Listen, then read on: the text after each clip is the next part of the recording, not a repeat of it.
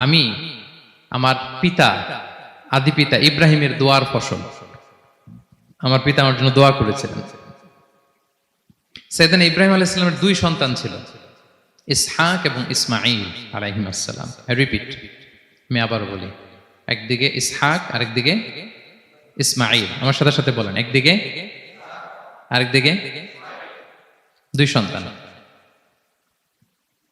তো এই যে ইসহাকের যে লিনিয়েজ বা চ্যানেল, পৃথিবীর সব নবী এই চ্যানেলে এসছে। সেদিন ইসমাইলের লিনিয়েজ বা চ্যানেলে কোন নবী আসেনি।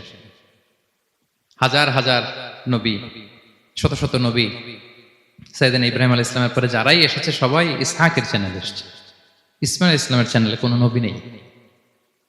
এবং পৃথিবীর সব নবীরা ওনাদের উম্মতের কাছে বলতেন যে এই যে নবী আসার ধারাবাহিকতায় সর্বশেষ একজন নবী আসবেন, তিনি হবেন সবার সেরা, সবার সেরা নবী হবেন। তাহলে ইব্রাহিম আলাইহিস সালামের দুই সন্তান, একদিকে ইসহাক আর একদিকে ইসমাইল। নবী এসেছে কি ইসমাইলের চ্যানেলে না ইসহাকের চ্যানেলে?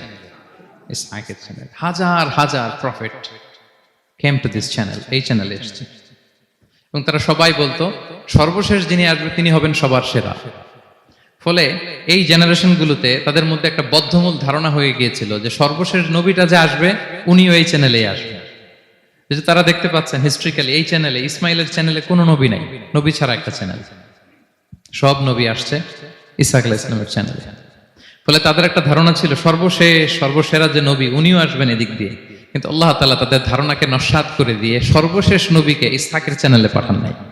সর্বশেষ নবী, আখিরি নবী, বিশ্বনবী মুহাম্মদুর রাসূলুল্লাহ সাল্লাল্লাহু আলাইহি সাল্লামকে আল্লাহ তাআলা ইসমাঈল আলাইহিস সালামের চ্যানেলে পাঠিয়ে দিয়েছেন।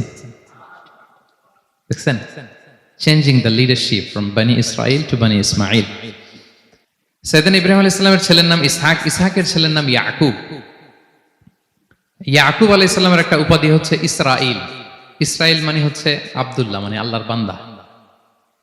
ফলে উনার যত ডিসেন্ডেন্ট সন্তান তারা সবাই হচ্ছে বনি ইসরাইল, ইসরায়েলের বংশধর। তো সব নবীকে আল্লাহ এখানে পাঠালেও শেষ নবীকে আল্লাহ তাআলা পাঠিয়েছেন ইসমাইলের চ্যানেলে। তার মানে বিশ্বনবী বনি ইসরাইল নন, বিশ্বনবী হচ্ছেন বনি ইসমাইল, ইসমাইলের চ্যানেলে এসেছে। আলহামদুলিল্লাহ বলেন। তাহলে লিঙ্ক আপটা বুঝতে পেরেছেন তো না, কিভাবে বিষ্ণু ইসলাম আসলেন? রাসূল ইসলাম প্রায় এভাবে বলতেন যে আনা দাওয়াতু আবি ইব্রাহিম, আমি আমার পিতা ইব্রাহিমের দোয়ার ফসল। তিনি দোয়া করেছিলেন মক্কার ধুধু প্রান্তরে যে আল্লাহ এই জনপদে একজন নবী দিও। ওনার দোয়ার 2000 বছর পরে আল্লাহ তাআলা এই দোয়া কবুল করেছেন। আমরা তো তাহাজ্জুদের সময় দোয়া করে এরপরের দিন হুজুরের কাছে মাসালার জন্য যাই, হুজুর দোয়া তো কবুল হয় না। এত দোয়া করলাম আল্লাহ তো শোনে নাই। 1 মাস দোয়া করে অস্থির হয়ে যায়। এরপর অনেকে বলে হুজুর কাবার গিলাফটা ধরে দোয়া করেছে, কই কিছু তো পাইলাম না। দেখেন সাইয়েদনা ইব্রাহিম আলাইহিস সালাম দোয়া করেছিলেন সেই কবে, তার 2000 বছর পরে আল্লাহ তাআলা এই দোয়াটা কবুল করেছেন। তো দোয়া যদি কবুল না হয় অস্থির হওয়া যাবে? আওয়াজ করে বলেন, অস্থির হবেন আপনারা? না, অস্থির হওয়া যাবে না, ভরসা রাখুন আল্লাহর উপর। তো বিষ্ণু বলতেন আনা দাওয়াতু আবি ইব্রাহিম, আমি আমার পিতা ইব্রাহিমের দোয়ার ফসল।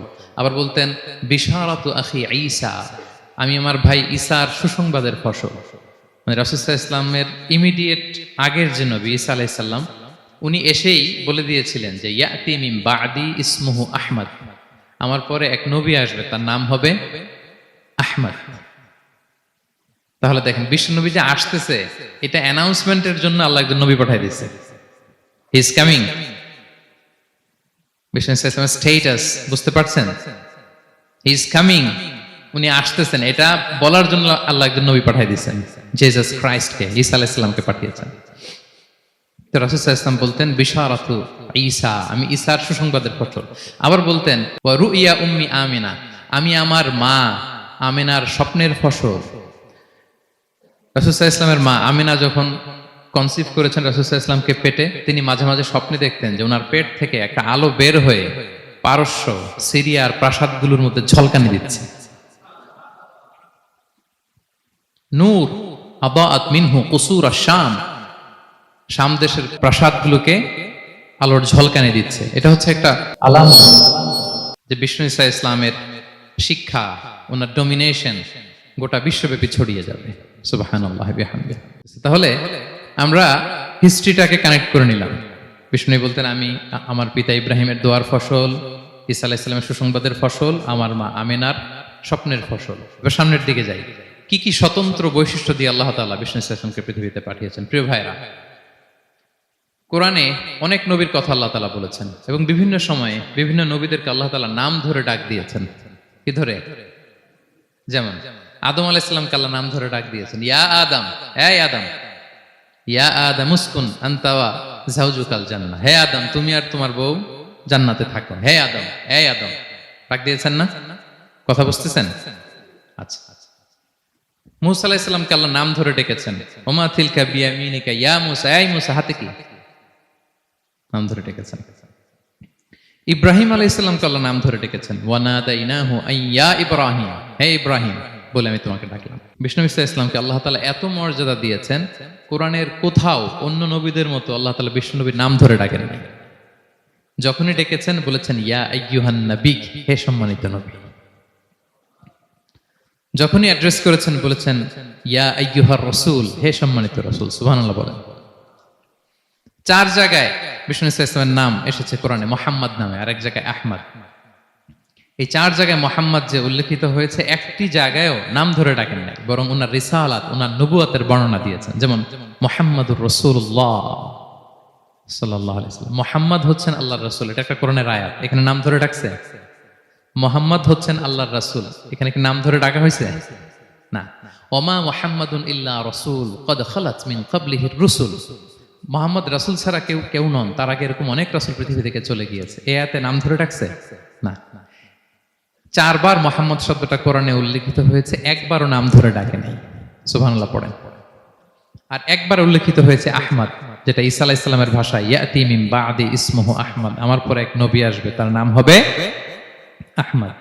তাহলে দেখেন বিষ্ণু ইসলামকে আল্লাহ তাআলা এত সমীহ করেছেন, এত সম্মান দিয়েছেন, এত মর্যাদা দিয়েছেন যে কোরআনে কোথাও অন্য নবীদের মতো আল্লাহ তাআলা বিষ্ণু নবীর নাম ধরে ডাকেন নাই। যখনই ডেকেছেন ইয়া আইয়ুহান নবী, ইয়া আইয়ুহার রাসূল, হে সম্মানিত রাসূল, হে সম্মানিত নবী। আলহামদুলিল্লাহ বলেন। এরপর বিষ্ণু ইসলাম বলতেন আনা সাইয়্যিদু ওয়ালদি আদম, আমি হচ্ছি আদম আলাইহিস সালামের যত সন্তান পৃথিবীতে আসবে সবার লিডার। সুবহানাল্লাহ বলবেন না? আনা সাইয়্যিদু ওয়ালদি আদম, আমি আদম আলাইহিস সালামের যত সন্তান আসবে, I am the leader of the all sons of আদম, আদমের সব সন্তানের লিডার হব আমি এই পৃথিবীতে। তিনি লিডার। এবং বিষ্ণু বলেন আল্লাহ তাআলা যখন সব কিছু সৃষ্টি করলেন, পুরো খালকে যখন সৃষ্টি করলেন, 2টা ভাগ করলেন, ভালো আর খারাপ। আমি মুহাম্মদ সাল্লাল্লাহু আলাইহি ওয়াসাল্লামকে আল্লাহ তাআলা ভালোর মধ্যে ঢুকায় দিলেন। এই ভালো মানুষগুলোর মধ্যে থেকে আল্লাহ অনেকগুলো গোত্র নির্বাচিত করলেন, আমাকে সবচেয়ে শ্রেষ্ঠ গোত্রে ঢুকায় দিলেন। এই গোত্রগুলোর মধ্যে অনেকগুলো বাড়ি আছে, সবচেয়ে শ্রেষ্ঠ বাড়িতে আল্লাহ তাআলা আমাকে ঢুকায় দিলেন। সুবহানাল্লাহ ওয়া বিহামদিহি। আরেক বর্ণনায় এসেছে যে আল্লাহ তাআলা ইসমাঈল আলাইহিস সালামের বংশধরদের মধ্য থেকে কেনানাকে সিলেক্ট করেছেন। কেনানার মধ্য থেকে আল্লাহ কুরাইশকে সিলেক্ট করেছেন। কুরাইশের মধ্য থেকে আল্লাহ তাআলা বনু হাশিমকে সিলেক্ট করেছেন। বিষ্ণু ইসলাম কিন্তু হাশিমি খানদানের। কুরাইশের মধ্য থেকে তিনি বনু হাশিমকে সিলেক্ট করেছেন, আর বনু হাশিমের মধ্য থেকে আল্লাহ তাআলা আমাকে সিলেক্ট করেছেন। সুবহানাল্লাহ ওয়া বিহামদিহি। এবং তিনি বলতেন ওয়া আনা হামিলু লিওয়াইল হামদি ইয়াউমাল কিয়ামাতি ওয়া তাহতাহু আদম, কিয়ামতের দিন আমি প্রশংসার পতাকা নিয়ে দাঁড়িয়ে থাকবো কিয়ামতের ময়দানে, আর ওই পতাকার নিচে স্বয়ং আদম আলাইহিস সালাম থাকবে। ওনার হাতে থাকবে প্রশংসার পতাকা। প্রিয় ভাই, তাহলে 1 নাম্বার পেয়ে গেলাম। ওনার অনন্য বৈশিষ্ট্য হচ্ছে উনি সাইয়্যিদু ওয়ালদি আদম, পৃথিবীতে যত মানুষ এসছে সবার লিডার হবেন তিনি। He is the leader. তিনি কি? সবাই বলুন তিনি কি? আচ্ছা, লিডারের কাজ কি বলেন তো? অনেক লিডার আছে আমাদের সামনে, ভবিষ্যৎ লিডার।